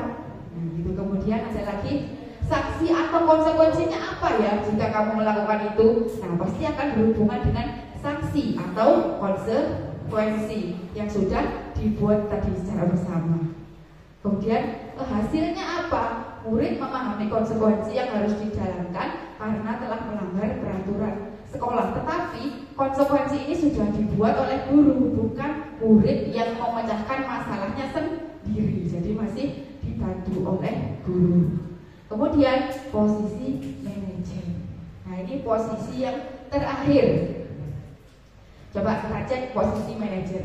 Di posisi manajer ini guru itu berbuat sesuatu bersama dengan murid. Jadi guru dan murid menyelesaikan masalahnya secara bersama. Nah biasanya kalimatnya itu begini. Apa yang kita tadi sudah buat keyakinan kelas, diyakinkan dengan keyakinan kelas. Apa yang kita yakini tentang ini, itu misalnya. Kemudian jika kamu meyakininya, kamu bersedia nggak memperbaikinya? Itu. Kemudian apa yang keyakinan kelas yang sudah kita buat? Kemudian apa yang harus kamu lakukan untuk memperbaiki ini? Jadi siswa itu diajak untuk berpikir menyelesaikan masalahnya, bukan lagi berdasarkan konsekuensi yang sudah dibuat. Jadi solusi itu diciptakan sendiri oleh anak yang membuat masalah tersebut, gitu ya. Jadi kemudian next ini saya tidak perlu. Jadi kemudian posisi yang paling penting, yang paling tinggi itu ada di posisi manajer. Karena apa? Siswa itu kita ajak untuk mencari solusi dari permasalahan yang mereka lakukan sendiri. Dilakukan sendiri, harus cari solusi sendiri. Gitu. Kemudian lanjut. Kemudian kita lihat dulu video tentang 5 posisi kontrol untuk lebih mudah Bapak Ibu dalam memahami 5 posisi kontrol. Salam bahagia Ibu dan Bapak Guru hebat. Dalam penerapan disiplin positif restitusi, salah satu program yang dikembangkan adalah 5 posisi kontrol. 5 posisi kontrol dalam restitusi adalah proses perjalanan seorang pendidik agar dapat mengenali dirinya. Pada video kali ini, kita akan membahas tentang 5 posisi kontrol yang dikembangkan oleh Diane Gosson dan contoh penerapannya.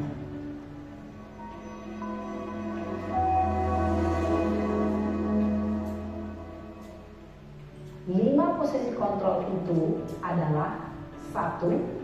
Posisi penghukum, 2. Posisi pembuat merasa bersalah, 3. Posisi teman, 4. Posisi pemantau atau monitor, dan 5. Posisi manajer. Untuk lebih memahami kelima posisi tersebut, mari kita saksikan kasus Naren yang terlambat hadir 20 menit di sekolah dan melihat bagaimana kelima posisi kontrol dalam menghadapi masalah tersebut.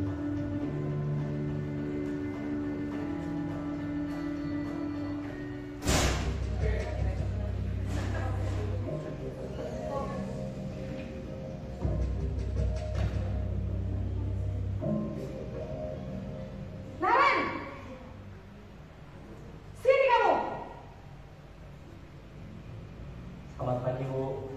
Selalu terlambat. Kamu deh, pasti terlambat. Maaf, Bu. Saya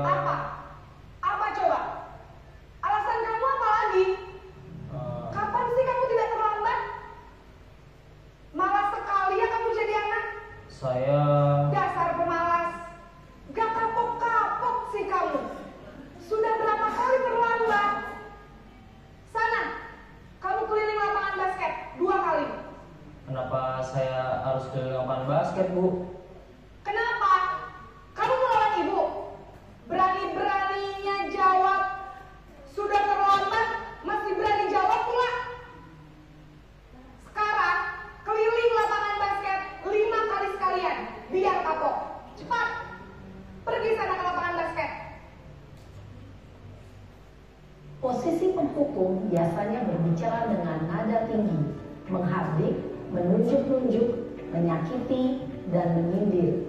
Hukuman bisa berupa fisik maupun psikis. Ibu dan bapak guru hebat. Dampak yang terjadi pada murid ketika guru berada pada posisi penghukum adalah murid cenderung akan memberontak, bahkan menyimpan dendam.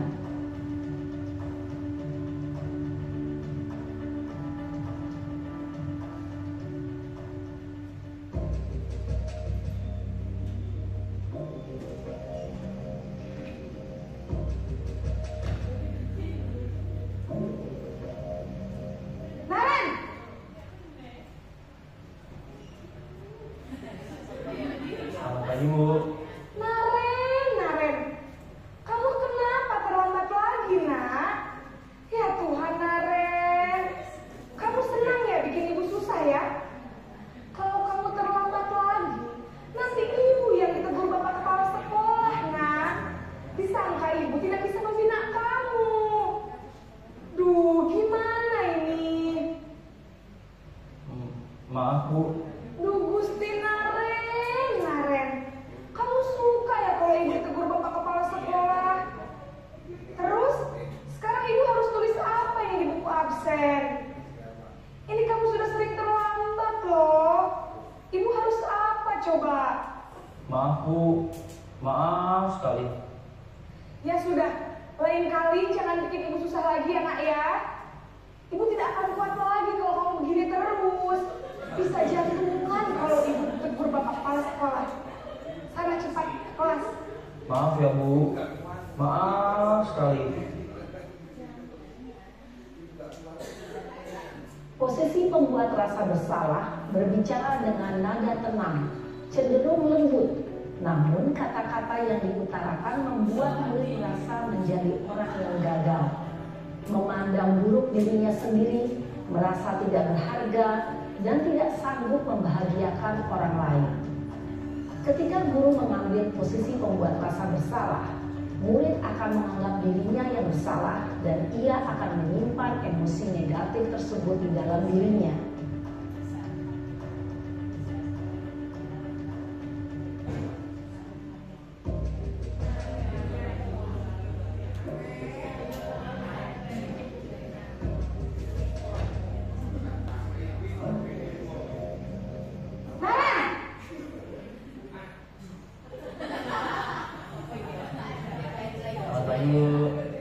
Wah, sudah jam berapa ini, nak?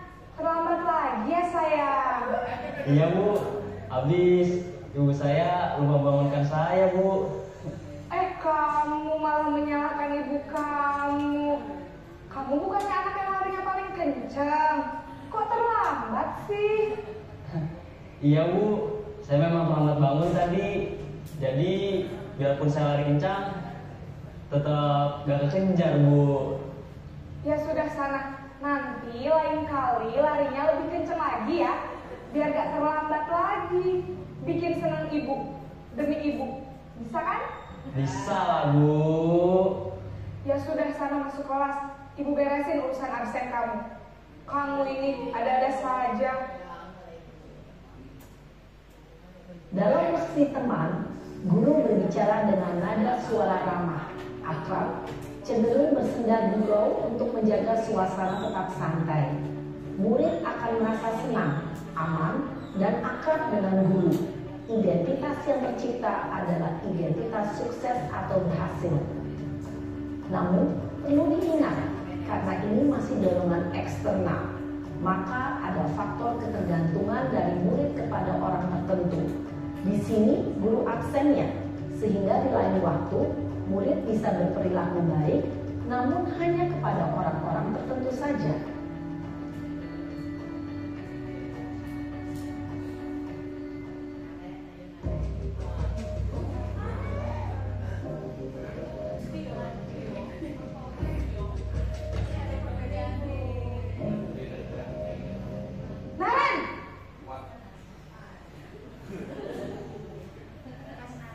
Selamat pagi, Bu. Naren, apa peraturan sekolah kita tentang jam berapa kita harus masuk sekolah, nak? Kita harus di sekolah jam 7, Bu. Iya betul, sekarang sudah jam 7.20. Naren sudah tahu konsekuensinya jika terlambat hadir. Paham, Bu. Saya harus tinggal kelas pas jam istirahat selama 20 menit. Iya benar, konsekuensinya demikian. Jadi nanti jam 9.30 pas istirahat, kamu harus tinggal di kelas, kerjakan tugas tambahan untuk ketertinggalan kamu, ya? Baik, Bu. Posisi pemantau mengandalkan penghitungan atau data untuk mengontrol murid. Guru mengarahkan murid berdasarkan peraturan dan konsekuensi. Seorang pemantau menunjukkan bahasa tubuh dan ekspresi wajah yang datar dan cenderung formal.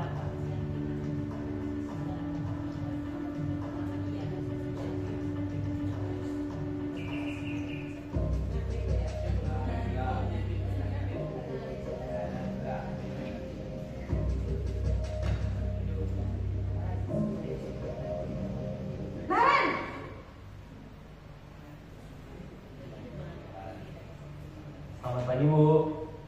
Selamat pagi, Naren. Maaf, Bu, saya terlambat.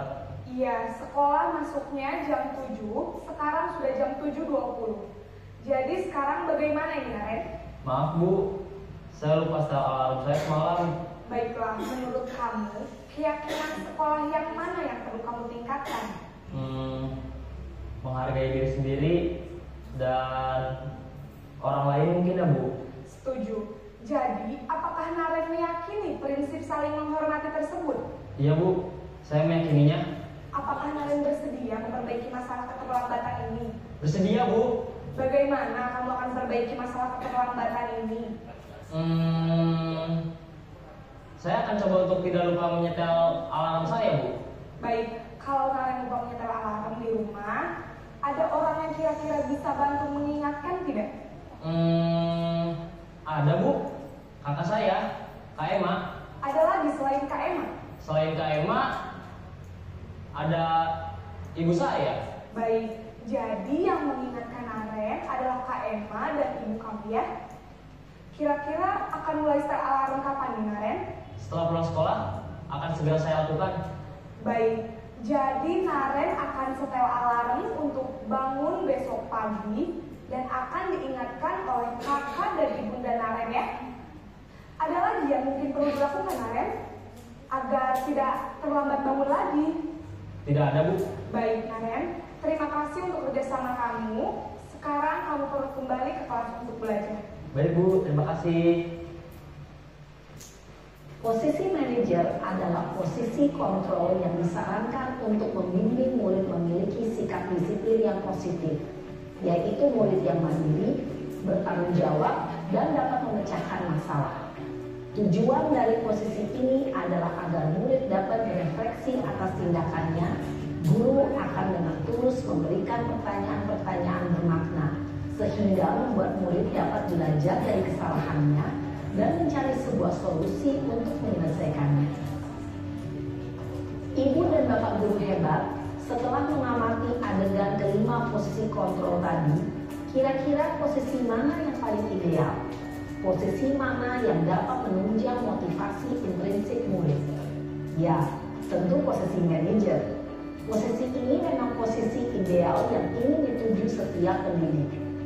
Pada posisi inilah, guru dapat menerapkan disiplin positif yang berpihak pada murid, yang memerdekakan murid. Perjalanan seorang pendidik tentunya tidak mudah untuk sampai pada posisi seorang manajer.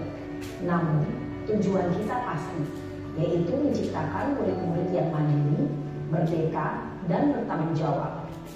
Semoga penggambaran 5 posisi kontrol yang telah diperlihatkan ini dapat menjadi ajang refleksi bagi kita semua, agar dapat terus mengasah dan menerapkan disiplin positif yang memerdekakan murid. Mari terus berlatih dan bersemangat. Selamat menerapkan. Ya, setelah Bapak Ibu melihat tadi video 5 posisi kontrol, nah tentunya Bapak Ibu sudah punya paradigma berbeda kan tentang bagaimana harus memperlakukan siswa. Berarti posisi mana yang paling baik untuk diambil? Posisi sebagai manajer. posisi yang sesuai kondisi.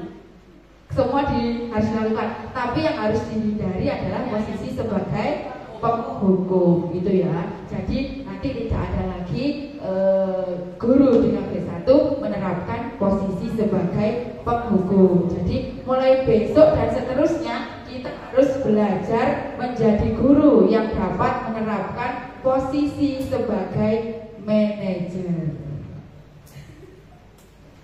Next begini. Nah, sekarang kita tiba di materi terakhir, yaitu segitiga restitusi. Nah, apa sih itu segitiga restitusi? Nah, segitiga restitusi ini adalah langkah dalam penyelesaian masalah siswa yang bisa dibentuk menjadi segitiga. Nah, jadi ada 3 tahapan kita sebagai guru dalam menyelesaikan masalah siswa. Yang pertama itu adalah dengan menstabilkan identitas. Kemudian yang kedua adalah memvalidasi tindakan yang salah. Kemudian yang terakhir adalah dengan menanyakan keyakinan. Jadi 3 hal ini dibentuk menjadi sebuah segitiga yang dinamakan segitiga restitusi.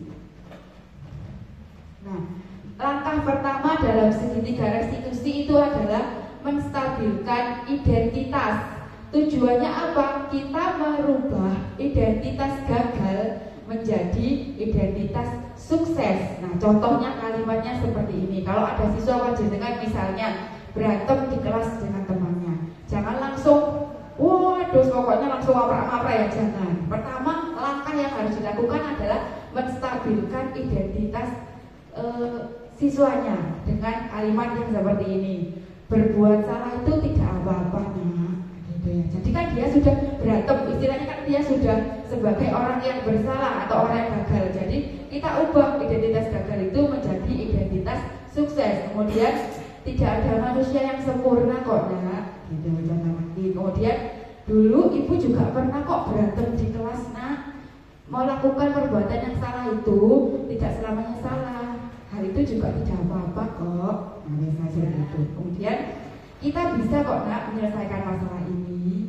Itu contoh lain. Kemudian ibu di sini tidak mencari siapa yang salah nak, tapi di sini ibu hanya membantu mencarikan solusi dari permasalahan ini. Itu tahapan pertama yang harus dilakukan jika ada siswa yang bermasalah. Kemudian setelah berhasil menstabilkan identitas gagal menjadi identitas sukses, masuklah ke tahapan yang kedua, memvalidasi tindakan yang salah. Validasi tindakan yang salah itu tujuannya adalah untuk mengetahui dan memenuhi kebutuhan dasar apa yang mereka atau belum terpenuhi. Jadi tindakan yang salah itu pasti mempunyai alasan dibalik dia melakukan hal tersebut. Jadi yang harus kita gali adalah apa alasan dibalik anak itu melakukan hal yang negatif. Kata-katanya biasanya begini, kamu pasti punya alasan karena mengapa berantem dengan temanmu. Nah, tanyakan dulu alasannya. Kemudian kamu patut bangga loh pada dirimu, walaupun kamu telat, tapi kamu tetap berani datang ke sekolah. Nah, jangan langsung dipatahkan. Kemudian yang ketiga, kamu boleh kok mempertahankan sikap membela diri dengan berantem, tetapi usahakan jangan melakukan kekerasan. Nah, seperti itu. Jadi harus divalidasi dulu tindakan yang salah tersebut. Kemudian setelah melakukan hal itu, yang ketiga adalah dengan menanyakan keyakinan. Kan tadi sudah dibentuk tuh keyakinan kelas. Nah, kemudian ditanyakan keyakinan kelas apa sih yang telah kamu langgar? Gitu. Karena nanti siswanya akan menjawab, saya tidak menghormati orang lain bu karena saya berantem. Kemudian setelah itu berantem dengan teman kamu itu hal yang baik atau tidak? Tidak bu, kan begitu. Kemudian kalau begitu setelah ini apa yang akan kamu lakukan? Nah, gitu. Terus anak itu ajak berdiskusi supaya menemukan solusi dari permasalahan yang sedang dia hadapi. Itu adalah tahapan yang terakhir dengan menanyakan keyakinan. Selanjutnya untuk lebih jelasnya disimak saja video berikut ini.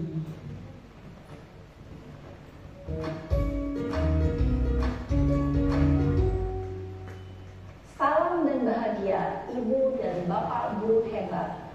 Pada video kali ini kita akan membahas tentang salah satu program disiplin positif yang diterapkan di lingkungan sekolah yang dikenal dengan nama restitusi.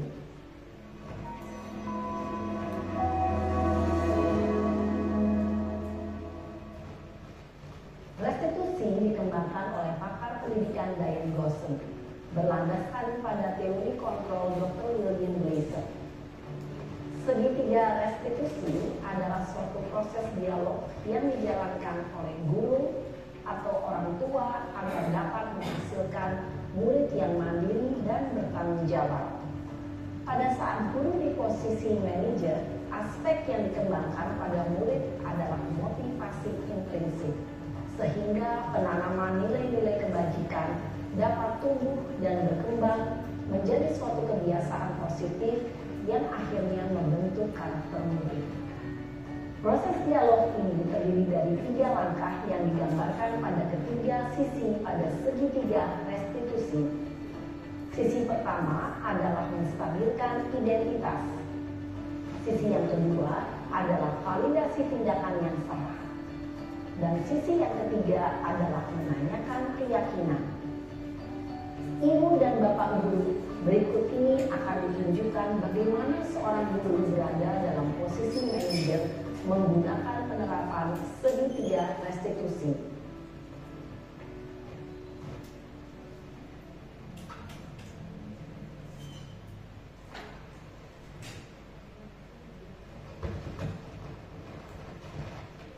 Iya, Sarah. Iya, Pak. Sudah lama nggak ketemu Sarah? Kenapa hari ini ada di sini? Kesel, Pak. Kesel banget. Masa aku dikatain tukang fitnah, Pak? Ya aku marah lah.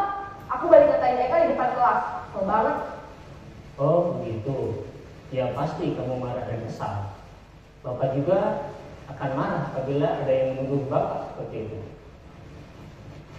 Kemudian, pada saat itu, kamu mau melakukan apa? Ya saya langsung ngatain Eka lah, Pak. Kesel banget.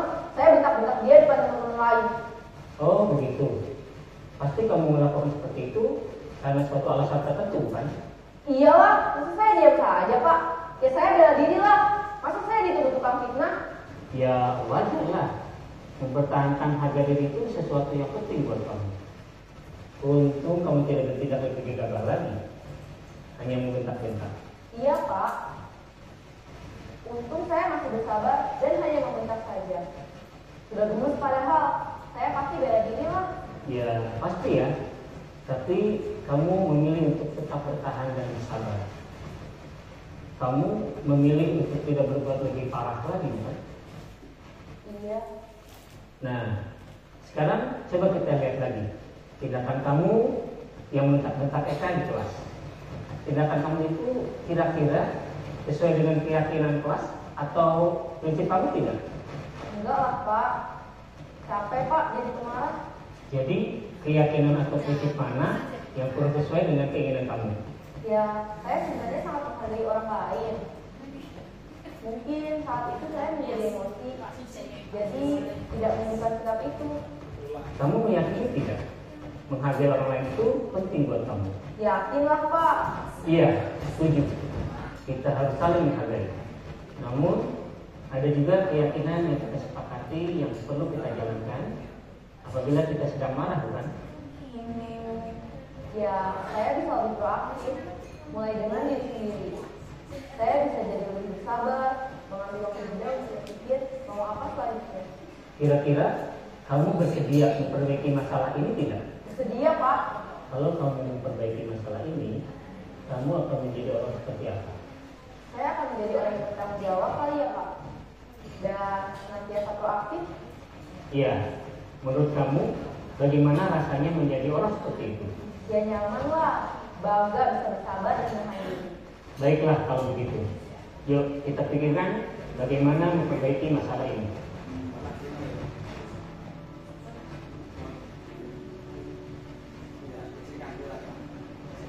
Ibu dan Bapak guru hebat, baru saja kita menyaksikan contoh bagaimana. Nah, itu tadi ya Bapak Ibu, contoh dari penerapan penerapan segitiga restitusi. Jadi setiap kita menghadapi sebuah masalah, mari yuk kita coba gitu ya menyelesaikan masalah tersebut dengan tahapan segitiga restitusi. Terus boleh nggak Bu Tia segitiga restitusi ini tidak dilaksanakan dari awal hingga akhir? Boleh.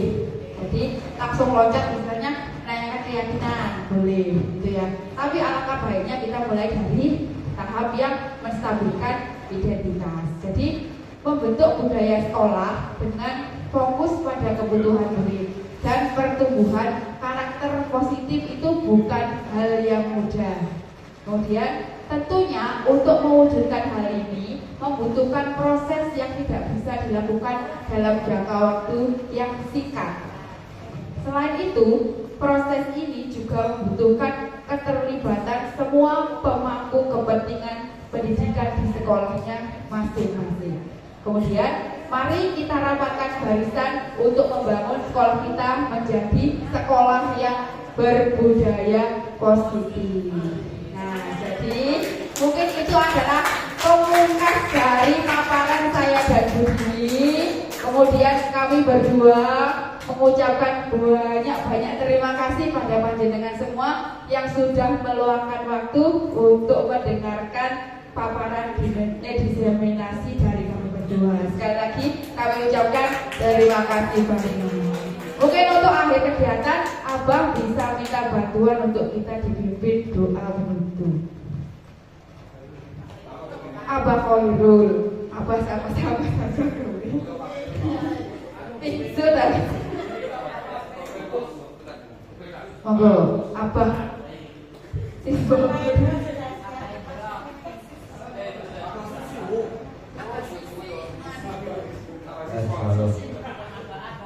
Bapak Ibu sekalian, sebelum mengakhiri kegiatan ini ada satu kesimpulan menurut saya. Tidak semua kebiasaan itu baik, tapi yang baik perlu dibiasakan. Itu mungkin perlu kita cermati bersama. Mari Bapak Ibu kita berdoa menutup acara pada sore ini, mudah-mudahan bermanfaat bagi Bapak Ibu yang beragama lain.